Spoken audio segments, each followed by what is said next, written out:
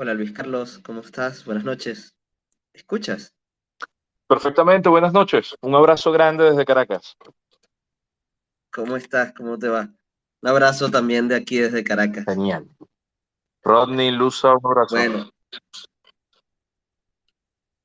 ya va, creo que todavía no te pueden responder porque no han aceptado la invitación para hablar, pero ya se las mandé. Bueno, vamos a esperar aunque sea un minutito mientras se va sumando la gente y podamos comenzar la charla, ¿ok?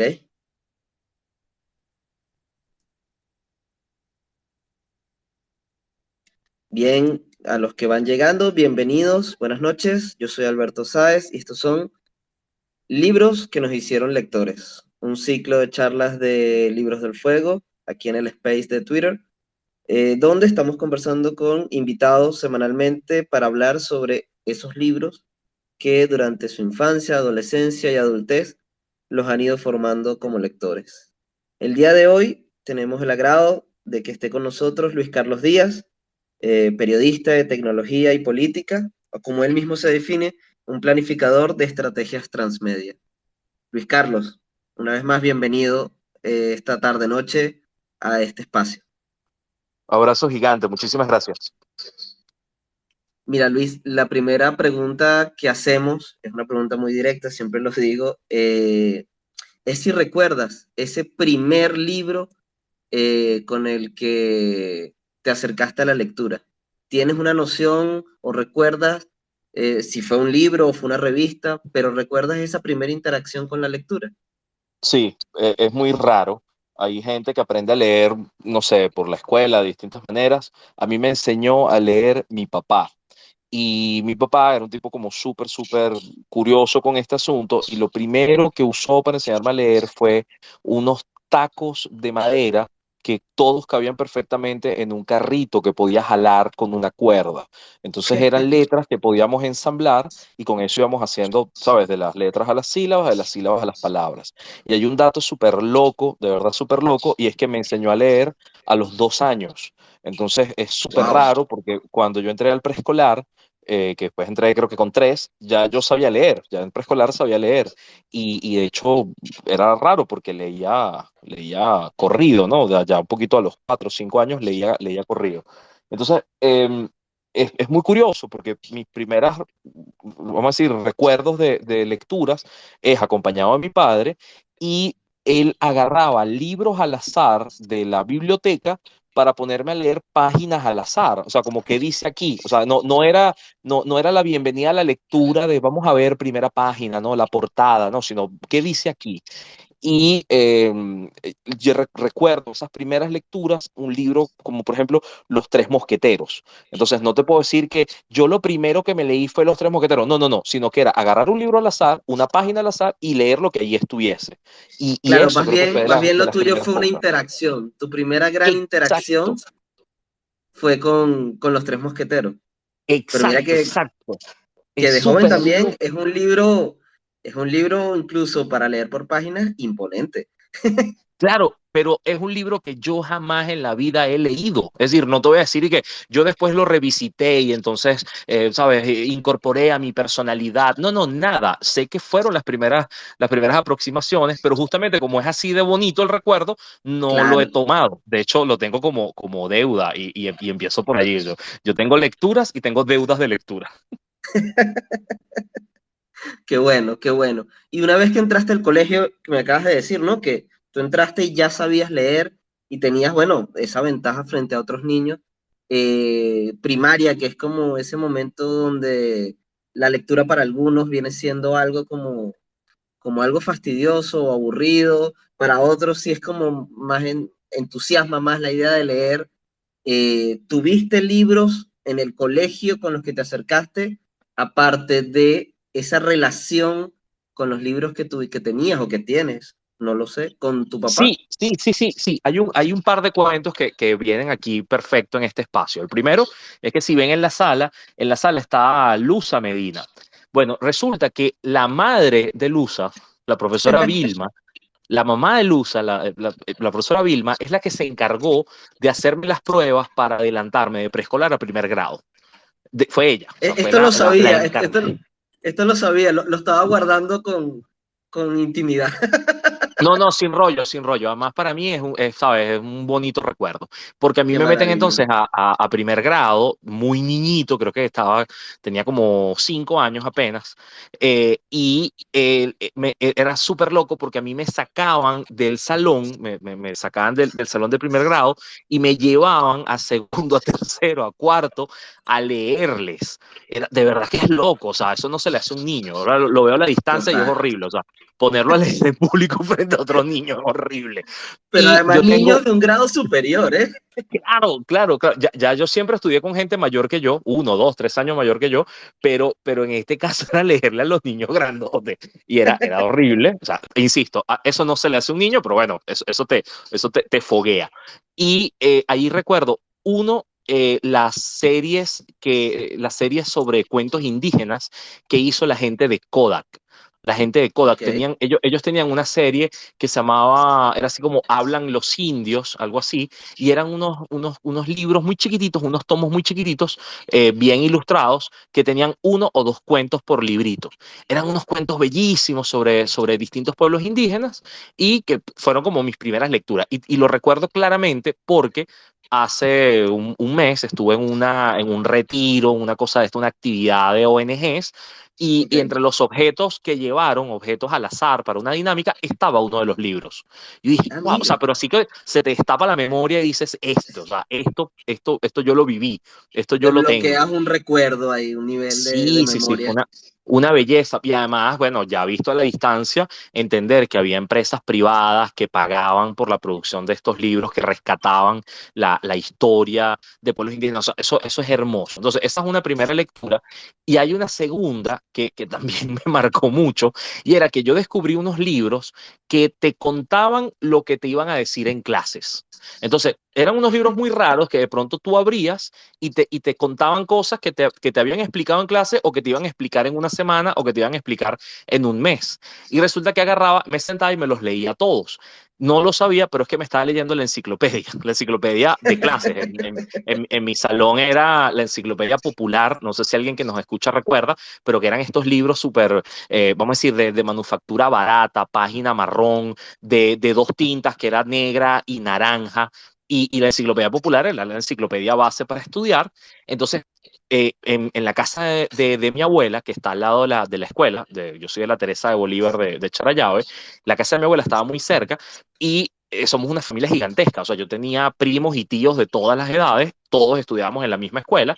Entonces, yo tenía acceso a mi libro, o sea, mi libro de texto de mi grado y a los de todos mis primos y tíos. Entonces yo podía leer el de segundo, el de tercero, el de quinto. O sea, era muy divertido porque era un libro que lo contenía todo. Y resulta que sí, que son las enciclopedias básicas de lectura. Entonces esa fue mi segunda lectura y las amé, pero con locura. O sea, era como vivir en el futuro, porque cuando te dan la Pero clase ya. tú dices estos libros que tienen todas las materias, ¿no? Estos libros de texto. Exacto, exacto, que puede ser Ya. Girasol, Exacto. Enciclopedia Popular, claro, todos estos libros que, claro, como tenía varios, vamos a decir, familiares en distintos grados, pues tenía acceso a libros prestados, reencauchados, las chivas de libros, y eso era como una suerte de bibliotequita familiar que era muy, muy rica. Ah, fíjate, porque lo que te iba a decir ahorita, te iba a preguntar, era un poco eso. Si a partir de ahí tuviste esa afición, ¿no? Por quedarte con algunos libros, y estos son los primeros, de coleccionar libros desde pequeño. Hay gente que le gustaba, por ejemplo, mucho los cómics, pero yo creo que la intención de tener esos libros cerca, esos libros de texto, creo que pueden ser como pie para esa primera gran biblioteca que tuviste. Pero es distinto, fíjate, porque yo siempre entendí esos libros como libros colectivos, es decir, eran libros de la familia, usted los usa, los lee y los vuelve a poner. Y yo por eso, yo no doblo, no rayo libros, creo que solamente una vez de niño recorté uno de esos libros Ok, y bueno, ya tengo la edad que tengo y me lo recrimino, o sea, como bueno, hiciste una estupidez, eso no se hace. Pero bueno, tendría, no sé, 5 o 6 años y estaba aprendiendo a recortar y me parecía bonito lo que estaba allí. claro. pero yo los libros no los toco, no los rayo, no los doblo, o sea, sé que son libros para los demás y de hecho nosotros en casa regalamos, o sea, tenemos un libro y los libros se regalan, son pocos los que se conservan. Y luego pasó algo también muy lindo, cosa de pueblo. Y es que Charallave tiene, o tenía en ese momento, pero tiene todavía una biblioteca, la biblioteca pública. Y la bibliotecaria, Rosa María, era la misma bibliotecaria que salía de su casa 25 años atrás y se llevaba a mi papá a la biblioteca. La misma, la misma. 25 años después, Rosa María me llevaba o me esperaba en la biblioteca y a mí me llevaban para ir para allá. Entonces también esa noción de los libros que son de todos, ¿no? Los libros públicos, es linda. Entonces yo jamás tuve cómics, jamás, yo los descubrí después de los 20, 20 y pico de años, Ok. pero en esa biblioteca me leí todo Asterix, toda la serie Ah, Asterix qué que estaba allí. maravilla, Claro, todo Asterix y todo Tintín. Entonces también es eso, como es un anaquel, tomas el libro, lo lees y lo devuelves, o sea, y es tuyo, pero no es tuyo, o sea, es de todo, es tuyo mientras lo lees. Ese fenómeno también es muy lindo. qué fino, qué fino. Y cuando llegas a bachillerato, ¿mantienes ese pulso del lector? O, bueno, ¿desarrollaste algún otro hobby? Deporte, qué sé yo. No, deportes nada. Los recuerdos de mi familia son de todos los primos jugando fútbol y yo en una esquina leyendo cualquier tontería, ¿no? Cualquier cosa. Sí, eso ahí sí lo asumo, ¿no? Eso me constituye. Pero a ver, yo creo que a esa edad ya yo tenía escogido mi libro favorito y lo sigue siendo hoy. O sea, lo ¿Qué? descubrí no sé a qué edad de chamo. Cuando llegué a la adolescencia dije, nada, no importa que venga, este es mi libro favorito y lo mantengo, que es La Isla Misteriosa de Julio Verne. Qué Yo ese maravilla. libro lo amo. O sea, la Isla Misteriosa es una cosa, pero una belleza de libro. Yo no sé, ya de tener ciento y pico, 150 años, yo no sé cuánto tiempo tiene ese libro. Ojo, cuando lo leí no me importaba nada la antigüedad, pero para los que nos están escuchando, es un grupo de hombres que se escapa en un globo aerostático, ¿no? Se escapa del país donde está, en este caso Estados Unidos y tal, y caen en una isla en el Océano Pacífico, perdida para el Carrizo Viejo, después de 5 días. Eso es como Op, antes de Op, la película de Disney. Caen en una isla y cuando caen en esta isla, pues dependen de los conocimientos científicos que tiene uno de ellos para poder tener cierto nivel de bienestar. Entonces, es una novela que te va narrando cosas que pasan en esta isla, porque pasan cosas raras, ¿no? No es misterio profundo, inexplicable, sino que pasan cosas raras que se descubren al final, pero dependen de, bueno, el uso de los elementos que tienen allí. Y ese uso de elementos es muy lindo en el caso de Julio Verne, porque es como que este pana se haya reunido con científicos de la época y con la ciencia que había en ese momento, él lo recreaba en formato novela. Entonces recuerdo, o sea, y te lo cuento que sea al azar, cazaron Ok. un animal raro que puede ser un manatí, y entonces este manatí o lo que sea, ¿no? Lo comieron y guardaron la grasa. Luego la grasa la descomponían y luego de la descomposición de esa grasa podían hacer jabón. Ok, era típico para la época, ¿no? Hacer jabón basado en grasas y aceite. Pero después era que si lo purificaban y podían hacer TNT, ¿no? Trinitotolueno, o sea, hacían explosivos, hacían dinamita, porque a partir bueno, del trabajo, bla, bla, bla, con la glicerina y tal, podían extraer una cosa explosiva o derretían arena y fabricaban vidrio. Entonces era una cosa que si tú lo lees como niño es apasionante porque es descubrir el mundo y es componer la historia de cómo los hombres se fueron apropiando de la naturaleza para generar otra cosa, ¿no? Generar tecnología. A mí eso me enamoró y creo que es como una novela linda, apasionante, pero que además te empuja a que te guste la ciencia. Y me parece genial que eso exista. O sea, eres un tipo de lector, particularmente a mí me gusta mucho la literatura que está muy vinculada a la ciencia, a las matemáticas, a la física, porque yo de chamo me encantaba, bueno, todavía me encanta la física y todo lo que tenía que ver con física o ficción relacionada con la física me llamaba muchísimo la atención. La fantasía tiene mucho de eso, la ciencia ficción, por supuesto. Pero en tu caso, las ciencias estaban vinculadas a tus formas de lectura, o la fantasía como tal era el género que predominaba. No, fíjate, era la noción de que no importa qué me estuvieses contando, tenía que tener coherencia, tenía que tener una base. Entonces a mí me encantaba eso. Es como yo sé que es mentira, que quizás estos tipos hayan llegado allá en un globo aerostático, está bien, pero si tienes estas condiciones dadas y aprovechas bien las cosas, llegas a este resultado. Entonces eso me encanta. Más recientemente tienes esta película basada en un libro que se llama El Marciano, Ujú. The Martian, y el marciano te cuenta más o menos lo mismo. O sea, mira, se nos fue esta persona a Marte, se quedó sola y entonces, bueno, logró aprovechar los recursos que tenía para sembrar papas, para hacer abono y para vivir, extender su vida en este entorno. O sea, es ciencia ficción, pero te lo cuenta de una manera que se te hace coherente. Entonces, eso creo que es lo que me ha empujado un poco a que, aunque sí hay cosas ricas y lindas en la ciencia ficción, a mí me encanta la no ficción. O sea, me encantan las cosas como más tangibles. Y Claro. bueno, bonito porque en este mundo de Julio Verne estás aquí y allá. O sea, tú te lees El viaje a la luna y, por ejemplo, yo leí primero El viaje a la luna antes de enterarme de que el hombre de verdad había ido a la luna. O sea, yo no lo había vivido, ¿no? Yo no había visto eso. Entonces, para mí fue No primero una tenías lectura. spoiler, no tenías spoiler. Claro. Entonces para mí es como sí, claro, el hombre fue a la luna, claro, en este libro. Y después fue que me enteré que no, que de verdad la humanidad había llegado, lo había logrado. O sea, ese tipo de cosas es muy linda de la obra de Julio Verne. O sea, yo no sé por qué no es más pop, ¿no? Porque de pronto no se habla más de Verne, pero era un tipo gigante, Fíjate, gigante. fíjate, claro, totalmente. Pero fíjate que es extraño porque mucho del cine o de las películas que se han hecho en tono fantasía en el cine, se lo deben a Verne. Eh, de, bueno, ahorita no recuerdo muchos nombres, pero se me viene a la mente esta película de Sean Connery, que no era tan buena, pero que ahí estaba el Capitán Nemo. Era un personaje que estaba en la Liga de los Hombres, una cosa así. Ah, no, claro, esa es la Liga de los Hombres Extraordinarios, pero eso Ajá, es un cómic, y en ese cómic usan a Nemo como uno de los totalmente, personajes. Sí, sí, sí, sí. totalmente.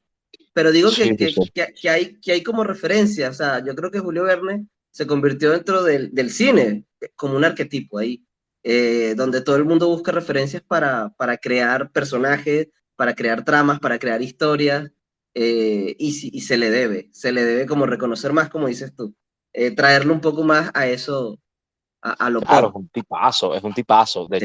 Esta de la Liga Extraordinaria es de Alan Moore, que Alan Moore es un autor, pero inmenso en el mundo del cómic y se trae el personaje. Pues bueno, fíjate que en la Isla Misteriosa aparecen Ujú. algunos puntos de conexión con el Capitán Nemo, que es el de 20.000 leguas de viaje submarino, pero yo primero leí la Exactamente. Isla Misteriosa. Entonces, Ok. también ese libro, o sea, y disculpa que hable mucho de él, No, ¿no? para Porque lo nada. amo, pero también ese libro es el primero que me introduce a mí en el mundo de, mira, un autor puede tener más obra que conecte con sus libros. O sea, un libro no es único, un libro puede ser parte ahí entro entonces el universo narrativo. Eso hoy lo entiendo, pero en ese momento era como, wow, este libro tiene cosas del otro. O sea, aparecen personajes aquí y allá. Eso es asombroso cuando descubres que algo así se puede hacer con palabras, te sientes demasiado Claro. pequeño. Te sientes demasiado Construir pequeño un porque es como, universo narrativo, exactamente. claro, tú dices, yo no tengo esta capacidad. O sea, y ojo, yo soy cero de escritura de ficción, cero. Yo no puedo. O sea, es una cosa que respeto a quien lo haga y me fascina, pero yo de verdad leo esto y me siento pequeñito. O sea, como yo no tengo una cabeza para imaginarme esto, ¿sabes? Vivo en Venezuela, las cosas que cuento ya son absurdas e increíbles, con eso me basta, pues. Exactamente. Fíjate que hace rato comentaste, ¿no? Que tus primos, mientras jugaban fútbol, tú estabas en una esquina leyendo. Lo que me hace pensar o preguntarte, ¿tienes algún ritual para lectura? ¿Necesitas silencio o puedes hacerlo con música? Eh, ¿Tienes alguna maña, por decirlo así, a la hora de sentarte a leer? No, cero, cero, pero tendría que decirlo de esta manera. Yo asocio la lectura a horas de ocio que solamente tienes cuando eres niño y adolescente. O sea, siento que en la adultez, oye, he dedicado muchas horas a otras cosas que me han impedido seguir leyendo como leía antes. O sea, ahí sí lo asumo. Yo no soy un lector tan activo en estos momentos. Digo lector de entretenimiento o lector, o sea, la lectura como placer. Yo leo mucho por Claro, trabajo, por trabajo. exacto, te Entonces, toca leer exactamente por trabajo. claro, y eso es una cosa que a mí me afecta. Yo siento que estoy en una deuda gigante porque de pronto te digo, bueno, sí, mira, me leí el informe tal de la ONU, que son 500 páginas, y lo procesé y lo resumí y lo expuse y qué sé yo, o me leí tal informe. O sea, leo muchas cosas, pero con un ánimo, bueno, de extraer y trabajar, de investigar y Y sistematizar. análisis, con una capacidad Pero de... claro, pero decirte, mira, este último libro que está de moda, que lo agarré, no, o sea, como la gente hace hoy con las series y películas, bueno, yo también con series y películas, lo perdí con los libros. Entonces, todo esto para decirte que mi dinámica antes era, bueno, tenía horas de ocio, me encantaba leer, lo hacía, hoy no tengo horas de ocio, me cuesta más, tengo que ponerlas en el calendario y tengo que fijarme, o sea, como decir esto es para mí y tal, y aún así me cuesta. Creo que los últimos que leí completos, así con todo gusto, fueron todos los libros de Juego de Tronos, Ok. que llega hasta la quinta, o sea, hasta el quinto tomo, y ahí, o sea, digo, que haya leído largo y demás, pero lo he perdido como ritual, pero nada de silencio, aislado, nada de eso, o sea, yo podía leer en un autobús, podía leer con mucha gente haciendo ruido a mi así me crié, o sea, un espacio súper ruidoso. Entonces, no hay ningún lío. Ah, qué bueno, porque yo al principio la tenía. Yo podía leer sin problema, por ejemplo, en la ruta de la camionetica que me llevaba de mi casa al metro, en el propio metro podía leer, pero bueno, yo creo que a mí particularmente la dinámica de lectura me ha cambiado y he necesitado más silencio, pero es porque me cuesta concentrarme más. Sí. Entonces, a mí la pandemia, por ejemplo, me afectó mi forma de lectura, me la trastocó, empecé a leer de madrugada muchísimo y en el día me costaba muchísimo leer. Entonces las noches se convirtieron como en ese espacio donde encontraba silencio y podía leer con calma y leer lo que quería, porque era eso también.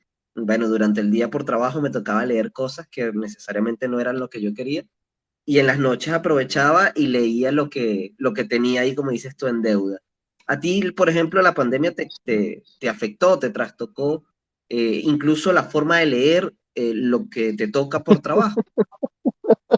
Bueno, voy a responder con dos puntos. El primero es que yo convertí la noción de silencio en no tener notificaciones, es decir, no tener competencia de atención, porque Ok, ya el silencio no es si hay o no hay gente, porque bueno, al final, vamos, uno es adulto, puedes vivir solo o en pareja e ignorarte algunas horas al día, o sea, el silencio es fácil de construir ya en la adultez, pero la competencia de atención que tienen los correos electrónicos, las redes sociales, la mensajería, todo esto es lo que hay que dosificar. Entonces yo, por ejemplo, tengo anulados todas las notificaciones de todas las cosas. O sea, yo para saber qué tengo en WhatsApp, tengo que abrir WhatsApp. Para saber qué tengo en mi correo electrónico, tengo que abrir el correo electrónico. No tengo notificaciones de nada. Entonces por ahí me construí un silencio. Lo otro es que ah, mira qué para mí maravilla. sí, sí, eso funciona porque además no hay nada tan urgente en este mundo, de verdad, no lo hay, no lo hay. Y lo otro que pasó es que para mí la pandemia fue un poco distinta al resto de la gente, porque cuando llega la pandemia ya yo tenía un año preso, o sea, un año como con libertades Claro, restringidas, no podía volver a mi lugar de trabajo, tenía que mantenerme en casa la mayoría del tiempo, incluso hubo momentos en los que estuvimos en clandestinidad y otras cosas, entonces ok. yo me sentía atrapado, no podía viajar al exterior, no podía ver a mi familia, o sea, yo sentía una suerte de confinamiento que además no arrancó solamente con el proceso judicial, que arrancó con la quimioterapia. La quimioterapia de mi esposa hizo que nos confináramos en la casa, o sea, que tuviésemos que pasar meses en casa cuidándonos, resguardados y bueno, sanando, ¿no? Claro. Entonces, cuando llegó la pandemia, yo más bien sentí que el tablero se equilibraba con el que nosotros estábamos viviendo. Era como, entonces, este montón de viajes que ya yo no puedo hacer, bueno, el resto de la gente tampoco lo puede hacer. Ahora todos podemos teletrabajar. Ahora todos podemos teletrabajar. Y esta conferencia que te perdiste porque no te dejaron viajar, bueno, ahora la conferencia es en línea y la puedes ver. Y la O, puedes, ¿sabes? e incluso la puedes hacer. Claro, y yo hacía las cosas desde la sala de mi casa. Hubo trabajos que perdí, de verdad, clases, conferencias, cosas que me hicieron perder, pues, ok, no, nos hicieron un daño patrimonial duro. Entonces, cuando llegó la pandemia, sí lo podía hacer. Entonces, más bien, a mí me abrió la posibilidad de equilibrar terreno, ¿no? Equilibrar el terreno de juego. Entonces, eso para la lectura significó tener momentos de mayor paz. Fíjate, mientras otro poco de gente estaba súper tensa, estaba como, ¿qué voy a hacer con este encierro? Para nosotros era que, mira, estamos encerrados desde 2018 y si se trata de mantenerse sano, nosotros tratamos de hacerlo porque tenemos una persona con las defensas comprometidas en casa. Entonces, era un ejercicio, ya era una cotidianidad, entonces nos dio momentos de un poco más de paz. Entonces, sí, me pude poner a leer cosas, me pude poner em, a, a y amo usar el verbo poner, por cierto. Me pude poner me puse a ver series que en mi vida hubiese podido ver. Por ejemplo, One Piece, que es una serie de más de 1000 capítulos, o, por ejemplo, algo, no sé, como JoJo Bizarre Adventure, que es una serie con 5 o 6 temporadas. O sea, aproveché muy bien el tiempo. Claro, me hubiese gustado aprender otro idioma, pero bueno, me tocó ver comiquitas. O sea, también hay que pensar en la paz. Claro, totalmente, totalmente. Hace rato también dijiste bueno, también por el trabajo, ¿no? La no ficción es como el género que más consumes, que más lees y que más te gusta, ¿no? Sí. Eh, ¿Qué estás leyendo ahorita de no ficción? No, fíjate, antes de entrar ahí, porque habíamos parado en el asunto del bachillerato. Yo solo Ah, quería bueno, hacer un apunte sí, sí, pero solo para que veas por dónde fue que conecté yo con estas cosas locas que hago hoy. Y es ok. que cuando llego al bachillerato, ya yo sabía cuál era mi libro favorito y resulta que yo me hice fanático de dos cosas. Cosa uno, la lectura de articulistas de opinión. Yo amaba que en prensa hubiese gente que escribiera su opinión y que eso importara, y que pusiera su nombre y que cada semana dijera algo y se posicionara sobre las cosas, y eso valía tanto tanto como un artículo, ¿no? Como una noticia. Eso a mí me fascinaba.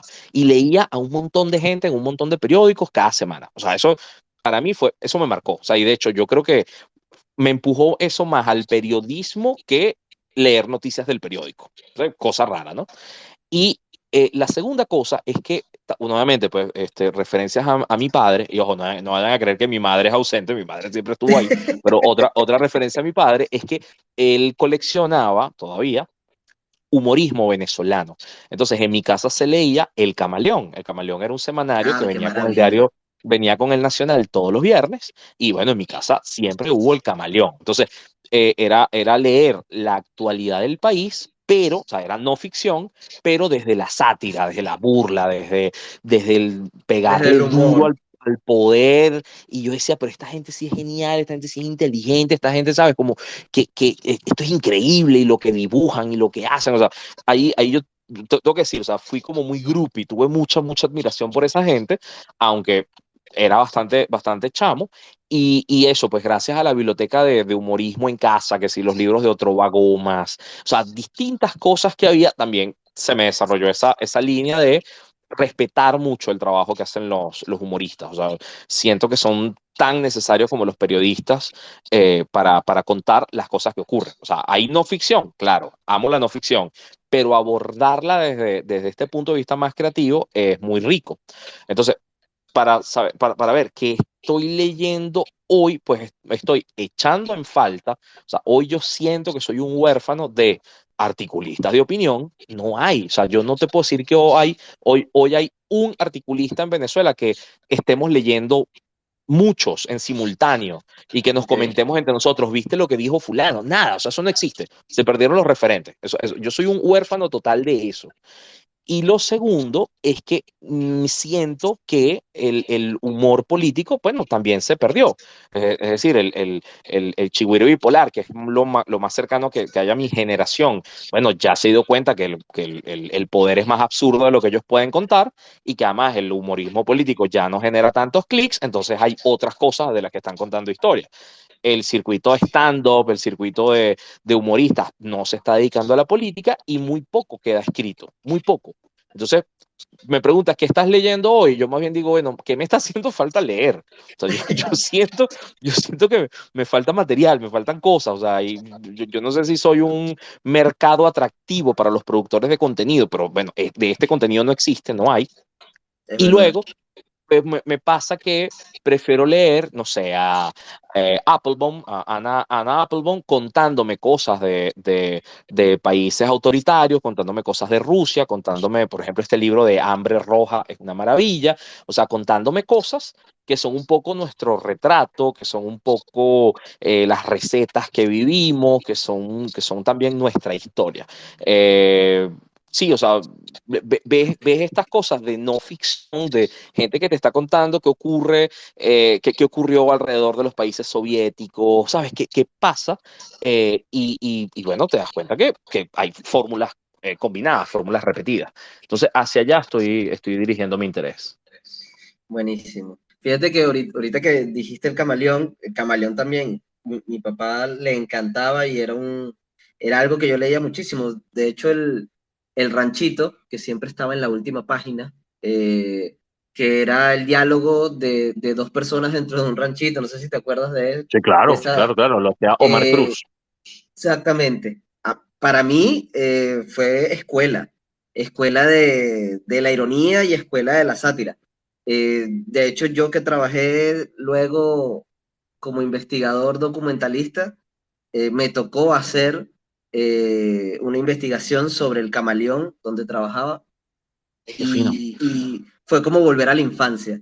O sea, es como hacer, no sé, es como desbloquear, como dijiste hace rato, desbloquear un nivel de memoria donde es verdad, el humor político te hacía entender la sociedad donde estábamos parados realmente, y verlo en este momento y saber que nadie se atreve y que no se pueden atrever por miedo a cualquier represalia, eh, te pone en contexto bueno, de todo lo que ha pasado en nuestra política en los últimos 30 años.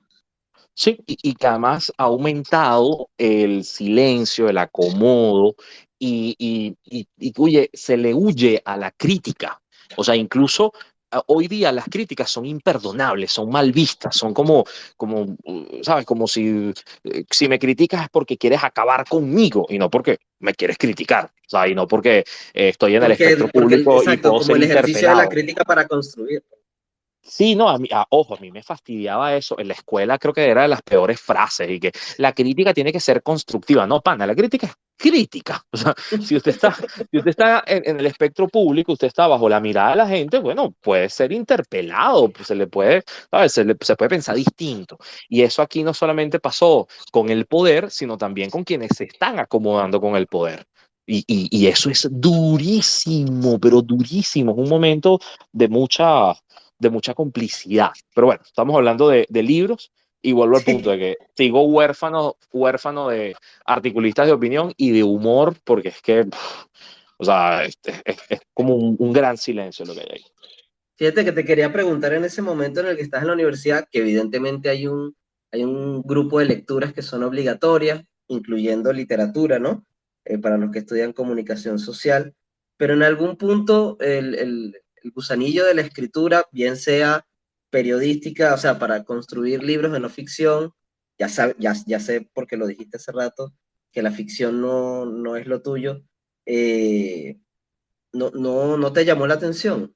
O sea, construir más allá de artículos de análisis, de artículos de opinión, que también sé que te atreves a hacerlo, construir un libro, un poco de lo que venimos hablando ahorita. Eh, ¿Nunca te ha despertado ese gusanillo?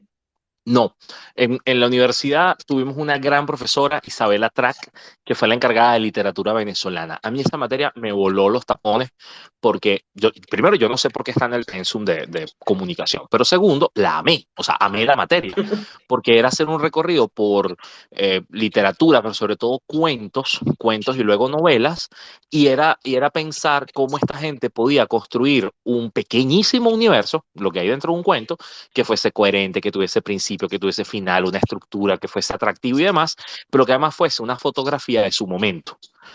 O sea, eso es una cosa que yo he visto desde afuera, o sea, como lector, y digo, wow, o sea, qué increíble esto del año no sé qué, que te guarda, o sea, por ejemplo, que si los cuentos grotescos de Pocaterra, tú dices, pana, esto, o sea, esto es un documento, o sea, esto no es solamente un cuento, esto es otra cosa, o sea, es como, este tipo hace que yo viva con realidad virtual, ¿no? Lo que estaba pasando en ese momento. O sea, eso para mí es un asombro. Decir que yo lo voy a hacer es imposible. O sea, para mí, yo no puedo agarrar el teclado y decir que voy a contar algo que le pasó a alguien que solo existe en mi cabeza. Yo estoy, o sea, no sé, estoy mutilado para eso, no sé, lo asumo.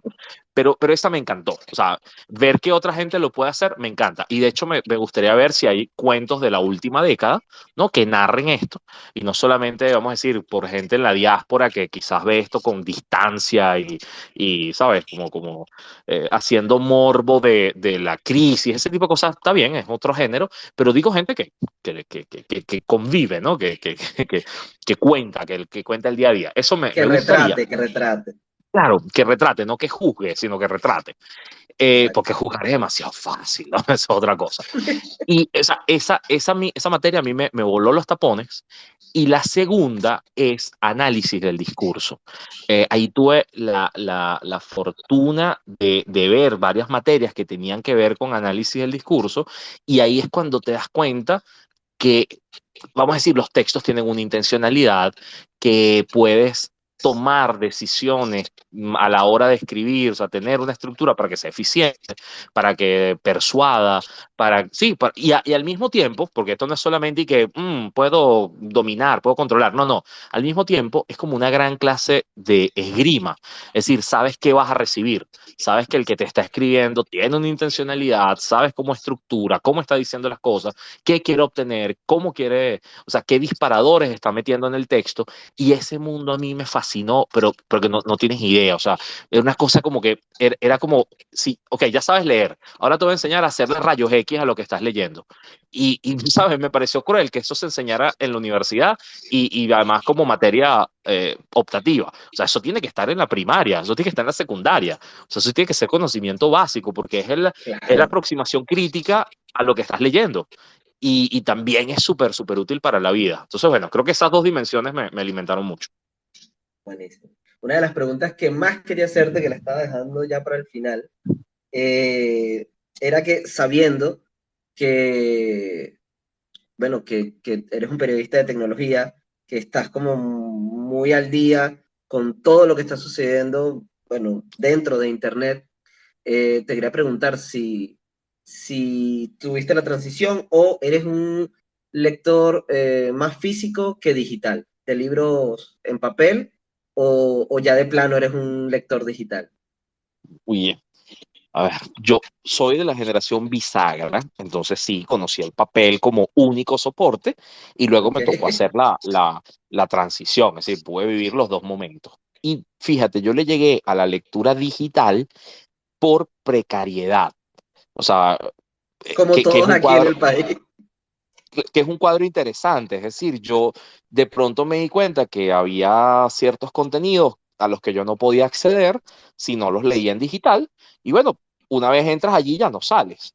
Y también me pasaba, por ejemplo, que yo viví un tiempo, un par de años en una habitación alquilado en la que no tenía internet, entonces yo tenía una suerte de internet cubano. ¿A qué me refiero con eso? En mi oficina descargaba blogs en un pendrive, o sea, agarraba blogs y los guardaba en un pendrive y me iba a mi casa, a la habitación, y conectaba el pendrive a la computadora, a la laptop, y entonces leía offline un montón de contenidos de artículos hechos por personas, ¿no? De blogs, Ok. artículos personales, pero a destiempo, es decir, yo los leía y dejaba esas lecturas así durante horas y era el día siguiente otra vez en la oficina que podía responder o comentar alguna de esas cosas.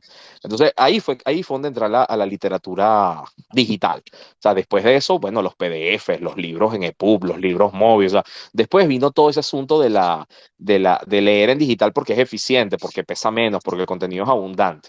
Hoy te diría que soy mixto y soy mixto además por una gran fortuna trabajando en el Centro Gumilla, que fue donde hice como parte de mis primeros años importantes de trabajo, ¿ok? nosotros editábamos libros, editábamos revistas. Entonces pude estar en la otra área, o sea, ir a la imprenta, ver una prueba, corregir textos, pedírselo a los autores, editar, ¿sabes? La magia de que la foto que está en portada es la tuya y entonces, bueno, ese libro pasa a ser una cosa distinta.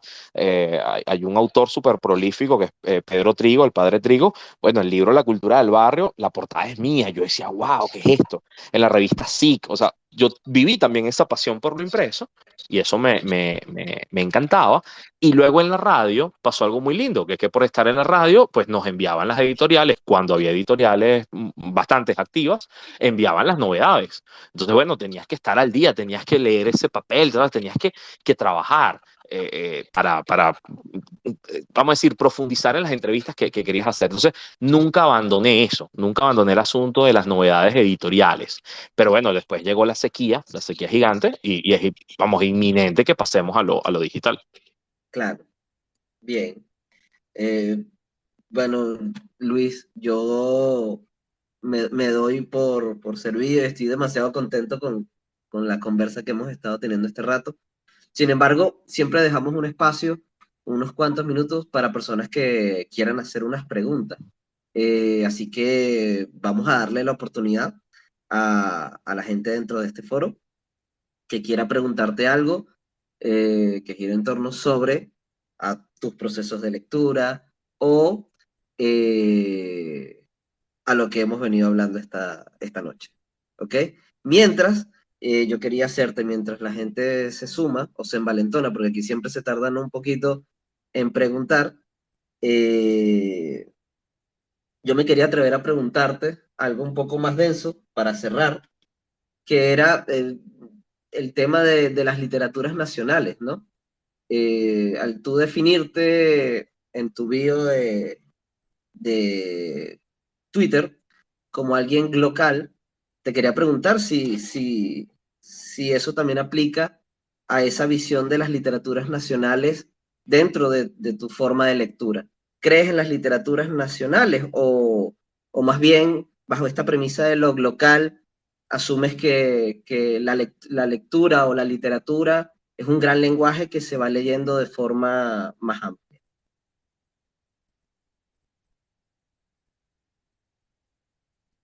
Creo que Luis se quedó ahí en silencio. Creo que estás en silencio, Luis. Sí, aquí estoy, aquí estoy.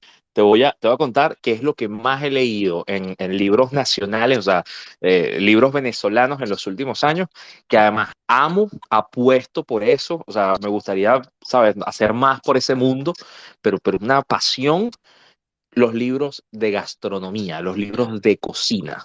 O sea, eso para mí es otro gran género que voy guardando en mi biblioteca y que me encanta leer, prestar, regalar y demás. Y ustedes me dirán, bueno, pero eso no es una novela, bueno, pero eso no es un cuento. Pues mira, Pero es un sí, género, claro.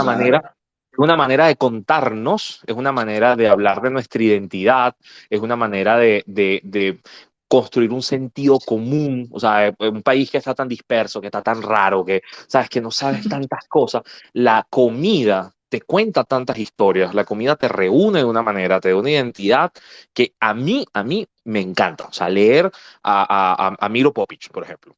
Ujú. Leer a Ocarina Castillo, que es un libro sobre Colombia y Venezuela, que es una belleza que lo tengo aquí.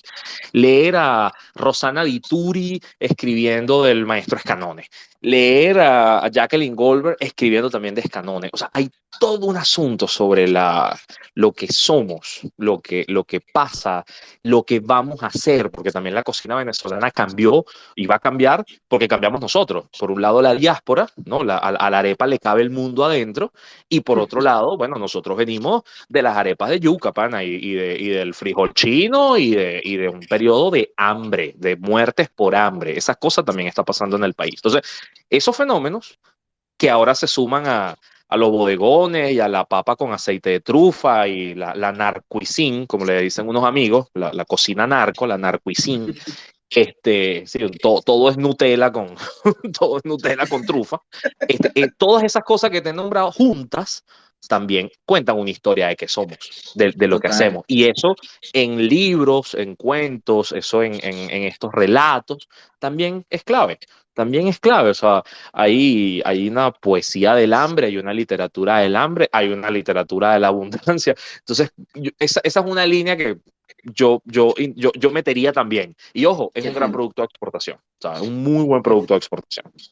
qué fino. A mí me gusta pensar la gastronomía como dentro de la no ficción, por esto que tú acabas de decir, porque cuenta una realidad, una identidad, Ujú. cuenta un momento que es factible, palpable, y jugar o no jugar, pensar la gastronomía como una forma de contarnos, como lo acabas de decir, es maravilloso. Sí, Es no, y maravilloso. está pasando, está pasando. Mira, hay un cuento muy sencillo mientras la gente se envalentona allí. Traten de ver cuántos ingredientes tiene la paella en Caracas. La paella en un restaurante español en Caracas. O no español, un restaurante en Caracas. Fíjense cuántos ingredientes tiene. Esa paella es hija de la abundancia que encontraron los españoles cuando migraron acá. Un país tan barato y tan próspero en su momento que aquí le echan jerez a la paella. Eso es una vaina que no pasa en España. Cuando un venezolano o un español venezolano va a España, siente que la paella ya le Le falta cosa, falta. le falta, y esa vaina le falta sabor. ¿Y qué le falta? Claro, la abundancia, ¿sabes? Esta cosa próspera que, bueno, allá es un arroz con cosas, ¿no? Con poquitas cosas. Ese mismo fenómeno está pasando al revés con la gastronomía venezolana. Es decir, cuando tú ves una foto de una arepa gigante con queso amarillo y un lomo saltado, tú dices, esto es en Miami.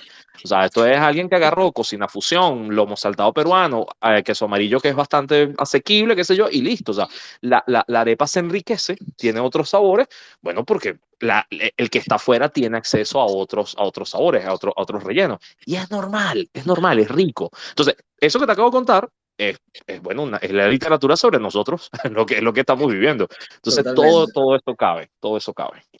Buenísimo. Mira, ya tenemos un primer valiente que va a preguntar. Carlos, bienvenido.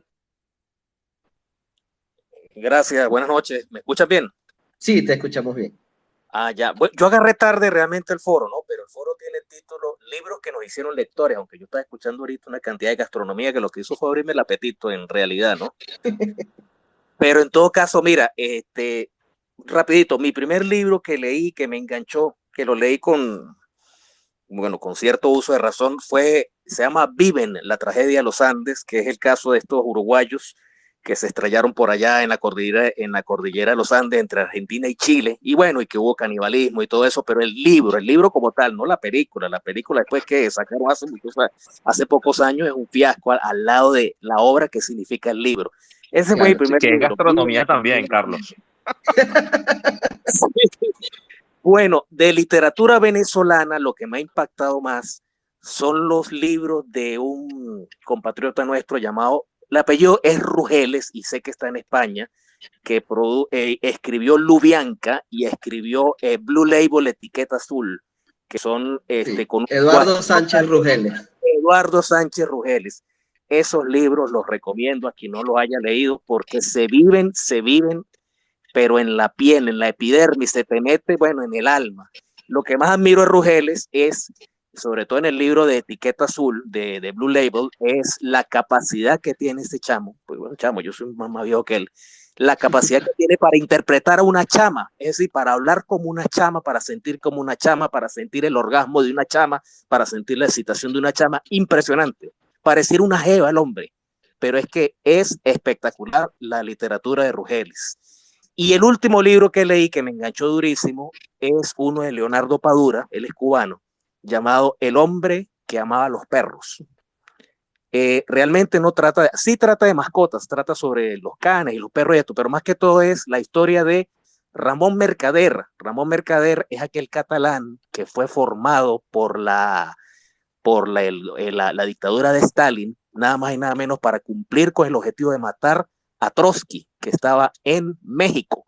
Y el hombre cumplió su objetivo y lo mató con un picayelo, con un piolet, se llama eso. Pero para eso, bueno, entonces es una novela histórica sobre toda la crueldad que implicó el transformarle la personalidad a Ramón Mercader, que ese es el nombre real de este catalán, para que se hiciera gente encubierta y se le metiera al círculo íntimo de León Trotsky en México y lo pudiera asesinar. Eso es lo que he leído que me ha impactado. Bueno, muchas gracias por la oportunidad y le sigo escuchando. Vale, no, gracias a ti por la intervención. Sí, ahí debo un punto de conexión, Carlos, disculpa, y bueno, y también el Libro del Fuego, porque es que hablé de gastronomía y hablé de Miro Popich y demás, porque es que hablé de mis libros favoritos y otras cosas, pero el primer libro que yo compré con mi dinero, primera vez que yo compré un libro, fue el libro de Miro, que era la guía gastronómica del país. A mí me parecía genial que hubiese un libro que tenía el mapa de Venezuela, ¿no? Y tenía distintos lugares del país y tenía algunas recetas y cosas. Entonces fue el primer libro que compré porque además en Charallave, donde yo vivía, no había librerías.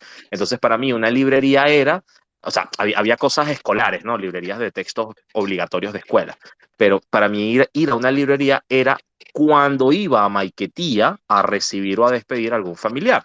Entonces, hijo de migrantes españoles, pues siempre había gente que iba, salía o volvía. Entonces, para mí la librería era las librerías de Maiquetía. Entonces, el primer libro que compré fue el de Miro Popich, y lo amé así con locura.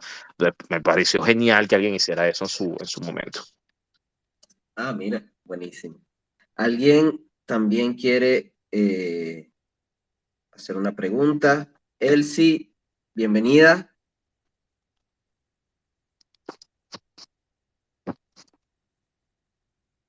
Listo, adelante, Elsie, bienvenida.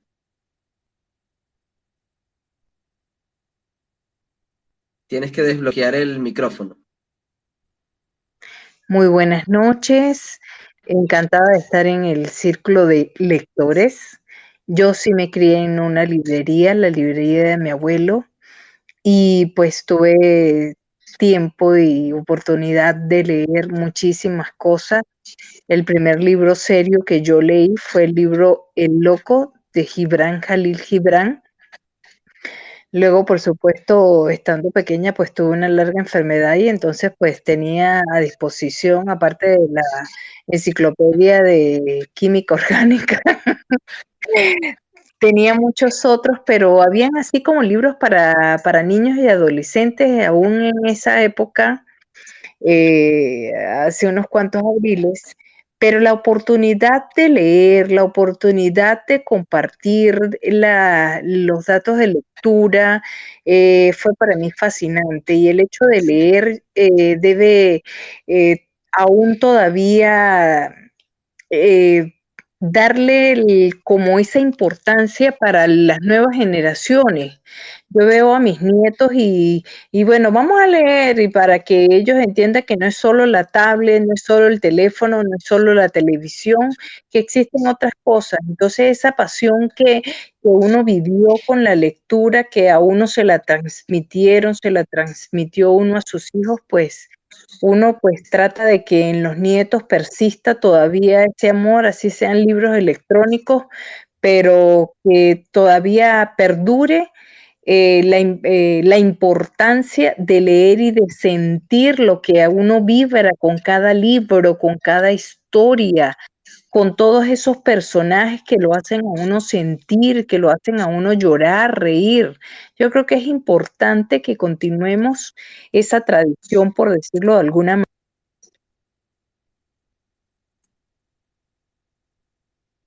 Elsie, creo que la señal se cayó. ¿Me escuchas? Ahora sí, volvió. Si quieres puedes terminar la idea. Bueno, la idea de que uno debe transmitir a las nuevas generaciones la importancia de leer, porque es vivir, es vibrar, es sentir, es uno inmiscuirse en la vida de alguien, por decirlo de alguna manera, y a la vez uno ver un personaje y decir, me identifico con él, o ese es malo, o ese es bueno, qué recuerdos me trae. Y vivir un libro nunca se apaga, un libro siempre está ahí al alcance de la mano. Bueno, eso era lo que quería transmitirle a todos ustedes y gracias por permitirme hablar. Muchísimas gracias a ti. Es Vamos hermosísimo a eso. vamos a darle la palabra a Aníbal, que también estaba en la lista, en la cola, como quien dice. Aníbal, adelante, por favor. Hola, buenas noches. ¿Me escuchan bien? Sí, te escuchamos. Sí, pues nada, mire, primero que nada, yo estoy gratamente sorprendido y gustoso de este espacio. Yo estaba navegando por Twitter y cuando vi libros que nos hicieron lectores, me metí de una. Yo me recuerdo que el primer libro que yo me leí, era un chamo, tenía como 8 o 9 años, era De la Tierra a la Luna de Julio Verne. Y a raíz de ahí yo comencé a leer libros de ciencia ficción, ¿sí? Me encantaba la ciencia ficción. Tanto es así que terminé siendo ingeniero electrónico. Y recuerdo que después de leer Julio Verne pasé a leer libros de Isaac Asimov, leí Fundación, luego leí libros de Carl Sagan. Y después comencé como que a abrir un poco más el abanico y a leer otras cosas. Me recuerdo mis años de bachillerato y de todas las novelas que anteriormente uno tenía que leer en bachillerato, me acuerdo que yo desarrollé fascinación por la obra de Miguel Otero Silva, ¿sí? Me recuerdo haber leído Casas Muertas, me leí Casas Muertas como 3 o 4 veces, Oficina número 1. Y bueno, y después de eso, bueno, yo me volví un asiduo lector. Para mí ir a una librería, yo me recuerdo ir a la librería Tecniciencia o ir a la librería que está en el Paseo de las Mercedes, cualquier hueco, cualquier sitio donde hubiese libros, para mí era un placer. Obviamente con la crisis del país, leer se volvió algo difícil, como estaba diciendo Luis Carlos anteriormente, ¿no? Entonces, yo era de los que, y todavía lo sigo prefiriendo, un libro físico a un libro electrónico. El problema es que comprar un libro, si lo consigues, el precio es a veces inaccesible, pero sobre todo que no consigues variedad, ¿no? A menos que te metas en estos sitios, en estos recovecos. Entonces, pero una de las cosas que yo quería traer a cuentación, que yo creo que con la modernidad, me pasó un poco lo que mencionaba Luis Carlos, yo dejé la lectura. Y yo trabajo en la computadora, trabajo programando, trabajo haciendo un montón de cosas y la lectura la fui relegando. Y casualmente hace como 10 años, por cuestiones de intercambio, yo viajé a Francia y estando en Francia estaba en un sitio donde no tenía televisor, no tenía pues los dispositivos electrónicos como tal y yo me volví a reconectar con la lectura. Y fue sorprendente, fue como que volver a ese primer amor, ¿no? Entonces, creo que lo mejor que nos puede pasar a cualquier persona es tener un encuentro con la literatura, con un libro. Tú puedes estar leyendo un libro sobre un tema, hoy puedes estar viendo sobre ciencia ficción, luego puedes estar viendo una biografía, luego te vas a otro mundo y de repente estás hablando sobre literatura, estás leyendo sobre literatura. Entonces, yo creo que sería importante, sería interesante como que retomar eso a nivel general. Y a veces, en estos días estaba pensando con esto que sacó Twitter últimamente de community o comunidades, qué chévere sería poder crear una comunidad en Venezuela sobre lectores, porque creo, no sé si existe, y si existe me encantaría saberlo, pero creo que hay que retomar un poquito esto, un poquito no, hay que retomar bastante sobre la lectura. Y bueno, eso era todo mi intervención. Gracias y feliz noche. Chévere, gracias, Aníbal. Iba a darle unos datos a Aníbal. Iba a darle unos datos a Aníbal. Disculpa un segundín. No, adelante, Lo primero, claro. Aníbal, las bibliotecas pueden aumentar con la gente que se fue del país. Es decir, a mí me ha tocado adoptar libros de gente que se fue. Les digo, no, tranquilo, yo te lo cuido, están aquí en la casa y uno renueva el catálogo que tiene. Eso puede ser un método muy chévere, porque además hay clásicos, pues hay libros que no hay ningún, o sea, que no todo tiene que ser una novedad. Lo otro es que de Miguel Otero Silva hay una obra, ya que estamos en Semana Santa, que hay que recomendar. O sea, eso que hay que ponerlo de moda otra vez, hay que ver si se reedita, que es La La piedra, La piedra que era Cristo. Cristo. Yo me leí ese libro. La piedra que era Cristo es una joya. Y ojo, puedes no ser católico, o sea, puedes no ser católico. Es la novela, o sea, es como agarrar todos estos pasajes de la vida de Jesús y convertirlos en una novela escrita de una forma, pero increíble, increíble, increíble, por Miguel Otero Silva, que fue comunista buena parte de su vida y ateo, no creyente. Entonces es impresionante lo que hizo en esa novela. Es la última que escribió antes de morir, y hay algunas versiones, unas ligeras que se consiguen por ahí y otras ilustradas que son de colección. Entonces, buenísimo, buenísimo tenerlo en el radar, porque nuevamente, o sea, ¿dónde están esos grandes pensadores hoy? O sea, ¿dónde están esas grandes firmas? Y bueno, de verdad que nos hacen falta. Es verdad. Luis, te iba a preguntar, ahorita que dijiste que adoptabas las bibliotecas de otros, de los que se iban, eh, en el caso de que estos libros leídos o usados, como quieras llamarlos, venían subrayados, ¿cómo hacías con la lectura? Porque hace poco en la charla dijiste que cuidabas muchísimo los libros. Ah, Eh, claro, ¿Te hacía ruido, ahí, por ejemplo, esta lectura de libros subrayados, qué sé yo? no, ahí yo soy un absoluto hipócrita. Yo no rayo los libros, no doblo los libros, pero yo amo ver cómo otros rayan los suyos y me encanta ver por qué los rayaron. Y, Ah, muy ¿sabes? bien. Una cosa, yo soy así, ojo, yo odio hacer tops y rankings, lo odio, pero amo leer los tops y los rankings de otras personas. Pero lo amo, lo amo. O sea, tú me preguntas a mí cuáles son mis 10 libros favoritos, no te voy a responder, no lo voy a hacer, no me da la gana, no tengo capacidad para eso. Pero el tuyo, claro que lo quiero leer. Y el de todos en la sala. Feliz de la vida, pásenmelos. Pero yo jamás haría Buenísimo, uno. buenísimo. Vamos a ir entonces adelantando. Tenemos 3 solicitudes más. ¿Oíste, Elvis? Vamos Chévere. a darle cabida a Francisco. Francisco, bienvenido. Vamos a esperar que tarde en cargarse un momentico. Francisco, bienvenido. Creo que se le cayó la señal a Francisco.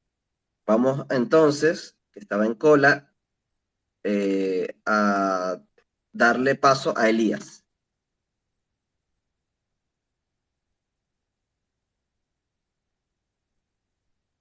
Elías, bienvenido.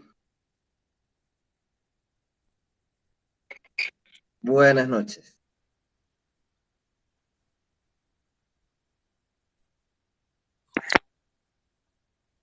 Francisco, ya llegaste, bienvenido, adelante.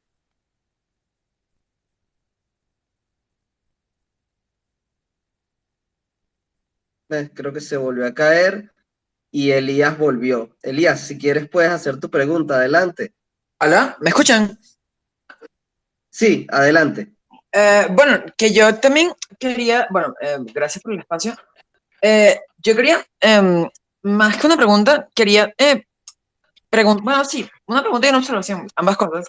Que, ¿cómo puede que, algo que yo he notado, digamos que yo empecé a ser lector, digamos, ya con toda la crisis, de hecho al principio era interesante porque con la regulación de precios se conseguían libros muy buenos a precios muy bajos, por ejemplo en Nacho, en Tecniciencias, que bueno, esta realidad ya pasó. Entonces, ¿cómo se puede beneficiar la comunidad lectora, digamos, de la coyuntura? ¿A qué me refiero? Porque, por ejemplo, se podrían prestar libros, crear comunidades que yo creo que había leído una vez que era algo que se estaba haciendo, pero que creo que quedó ahí, no leí más de eso, que era un proyecto que buscaba como hacer que, dado lo difícil que era conseguir libros aquí en Venezuela, que gente que estuviera de viaje trajera libros, digamos, institucionalizados o regularizados.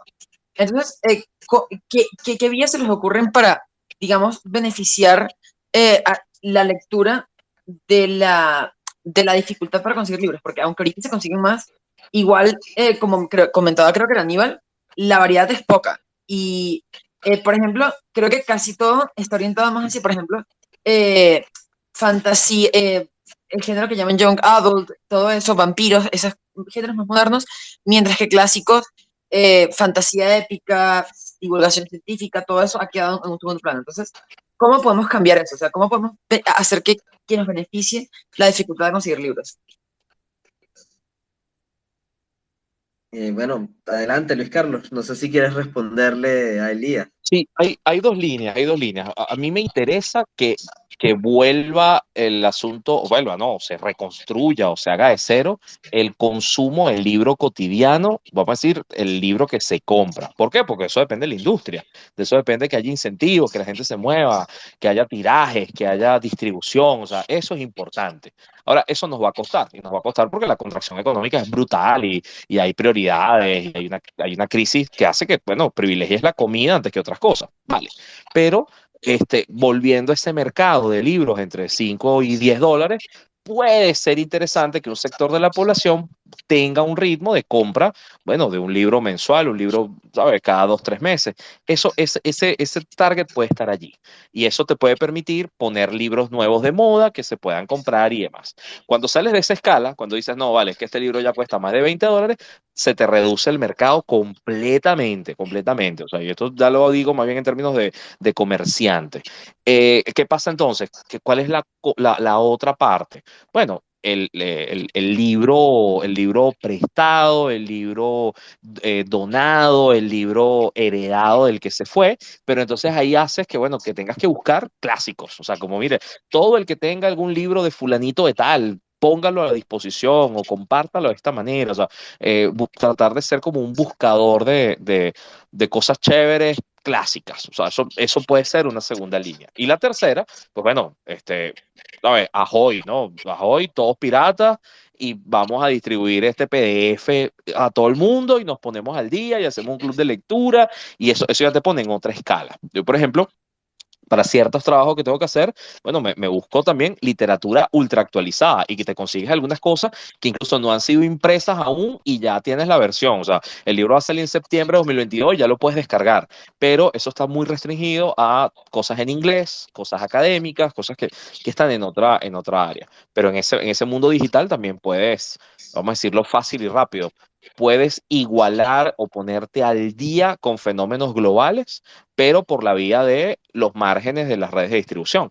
O sea, estás al margen, distribuyes de manera pirata, bueno, porque no eres un mercado atractivo para ese producto y bueno, así te pones al día. Pero condenas a que las librerías pues no crezcan o las editoriales no vean atractivo este mercado, entonces es muy difícil. El punto 1 y 3 pueden ser un poco contradictorios. Bien, muchísimas gracias por tu pregunta, Elías. Vamos a darle la palabra a Salvador.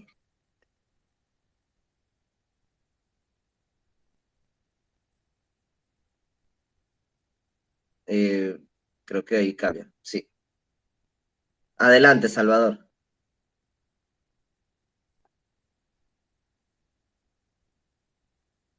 Adelante, Salvador.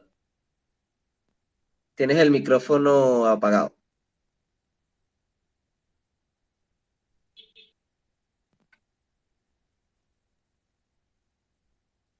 Salvador, ¿estás ahí? Creo que no está. Bueno, nada, Luis, agradecerte por la conversa. De verdad, cada vez que viene un invitado, una de las cosas que particularmente yo disfruto más es lo que aportan, ¿no? Lo que aportan y las cosas que yo voy conectando con ellos como lector. Por ejemplo, hoy conecté contigo con el Camaleón y desbloqueaste ese nivel ahí de memoria que me voy a quedar un rato con ella y lo voy a disfrutar. Así que muchísimas gracias por eso. Y bueno, y espero que sigamos conversando y que sigamos por ahí pendiente de lo que estamos haciendo. ¿Ok? Sí. Ojalá alguien digitalice el camaleón y lo tengamos a disposición en redes. Por Y favor. por otro lado, yo estoy tratando de llevar adelante la Cátedra Pop. En Twitter es arroba Cátedra Pop. Cualquier recomendación de cosas que tengas por allí, le podemos dar mucho más impulso. Bueno, eso, para que más gente se entere y poner libros de moda. Porque la otra es que si cada uno está leyendo disperso su pedacito de cosas, bueno, que vamos a hablar en común. Y nos hace falta eso, generar como sentido común del consumo cultural que tenemos. Buenísimo. Vale. A todos los que vinieron, muchísimas gracias por estar aquí con nosotros. Recuerden, nosotros somos Libros del Fuego. una editorial venezolana que está entre Colombia, Chile y Venezuela, por supuesto. Si quieren consultar nuestro catálogo y quieren conocerlo, no dejen de visitar librosdelfuego.com, nuestra tienda online, donde pueden ver catálogo de libros no solo de literatura venezolana, sino de autores de otros países también. Nos vemos el próximo jueves en otra edición de los libros que nos hicieron lectores, aquí en el EDF Space. Bueno, yo soy Alberto Sáez y espero que nos veamos la siguiente semana. Hasta luego.